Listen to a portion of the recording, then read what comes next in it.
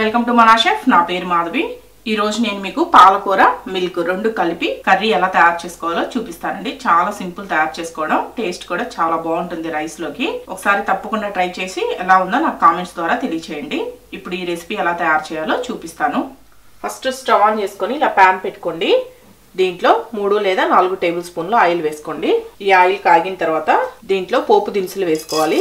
ఆవాలు, జీలకర్ర, శనగపప్పు, మినపప్పు ఈ 4 కలిపి 1 టేబుల్ స్పూన్ తీసుకోండి. ఈ ఆవాలు కొంచెం చిట్పటా అనివ్వండి. ఈ ఆవాలు వేగిన తర్వాత ఒక 4 లేదా 5 వెల్లుల్లి రెమ్మలు ఇలా కచ్చా పచ్చగా దంచి వేసుకోండి. దీంట్లోనే ఒక రెమ్మ కరివేపాకు వేసుకోండి. కరివేపాకు కూడా వేగిన తర్వాత ఒక ఆనియన్, మీడియం సైజు ఆనియన్ తీసుకొని ఇలా సన్నగా కట్ చేసి వేసుకోండి. ఇలా వేసుకొని ఈ ఆనియన్ ముక్కలను ఒక 2 నిమిషాలు వేయించుకోవాలి. ఇలా ఒక 2 నిమిషాలు ఈ ఉల్లిపాయ ముక్కలు వేగిన తర్వాత చూడండి, పెద్ద సైజు ఒక టమాటా తీసుకొని ఇలా సన్నగా కట్ చేసి వేసుకోండి. ఈ టమాటా ముక్కలను కూడా 1 నిమిషం ఫ్రై చేయండి. ఇలా 1 నిమిషం ఫ్రై అయిన తర్వాత ఈ టమాటా ముక్కల్ని ఇలా సైడ్కి ఈ విధంగా అనండి. చాలామంది పాలకూరలో టమాటా ముక్కలు వేసుకోరండి. టమాటాలు మీకు ఇష్టం లేకపోతే వేసుకోకండి. కిడ్నీలో రాళ్ళు వస్తాయి ఇలా చెప్తుంటారు కదా. మీకు ఇష్టం లేకపోతే ఈ టమాటాని అవాయిడ్ చేసేసి ఉల్లిపాయ ఒకటి వేసుకోండి. ఇలా ఈ పాలకూర వేసేసుకున్న తర్వాత మూత పెట్టేయండి. మూత పెట్టేసి సిమ్లో పెట్టి ఒక 5 నిమిషాలు మగ్గించండి. ఒక 5 నిమిషాల తర్వాత మూత తీసి చూడండి. పాలకూర మనకి బాగా ఉడికిపోయింది కదా. టమాటా కూడా బాగా ఉడికింది. టమాటాను కొంచెం ఈ విధంగా అన్నారంటే మనకి బాగా మెత్తగా అయిపోతుంది. ఇలా ఉడికిన తర్వాత దీంట్లో మీ రుచికి సరిపడా సాల్ట్ వేసుకోండి. ఆకుకూరలు కదా, సాల్ట్ ఎక్కువ పట్టదు, చూసి వేసుకోండి.